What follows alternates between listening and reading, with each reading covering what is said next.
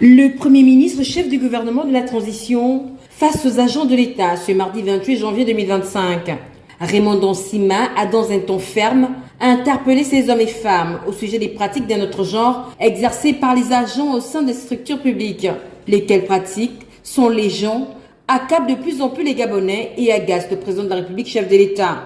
Aujourd'hui, les procédures au sein de ces entités sont monnayées dans de nombreux cas. Il me revient que certains agents de la fonction publique cherchent à ramener et intensifier les pratiques du passé liées au détournement de fonds et à l'exigence de rétrocommission. Donc nous sommes en pleine dérive et nous dérivons alors que nous disposons des outils, nos aînés, les décrets de 2000. Certains d'entre vous ne travaillent peut-être pas encore, ou d'autres étaient des jeunes fonctionnaires, etc. Mais les décrets et les lois de 2000, ça veut dire qu'il y a 25 ans, des gens ont réfléchi à ces questions avant nous et ont balisé le terrain. Et quand ils ont balisé le terrain, ils ont défini les couloirs dans lesquels nous devons fonctionner. Nous n'avons pas à réinventer la roue.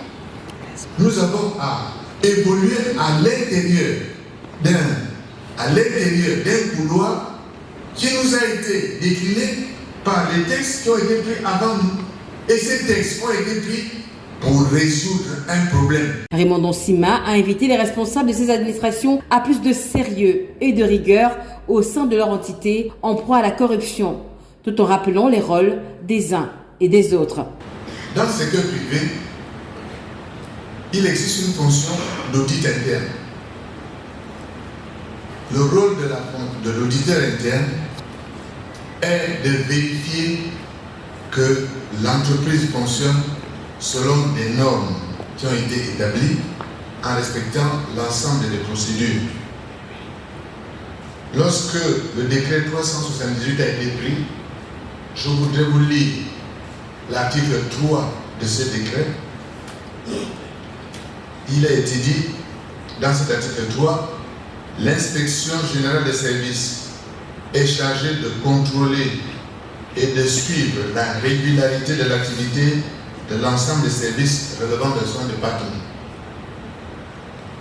La lignée qui suit précise, elle est également chargée de préparer et de mettre à jour les manuels de procédure ainsi que les manuels d'organisation des services du ministère en collaboration avec le secrétariat général du ministère concerné. Alors ma première question est, mesdames et messieurs les inspecteurs généraux et inspecteurs généraux adjoints, où sont vos manuels de procédure? Qu'en est-il?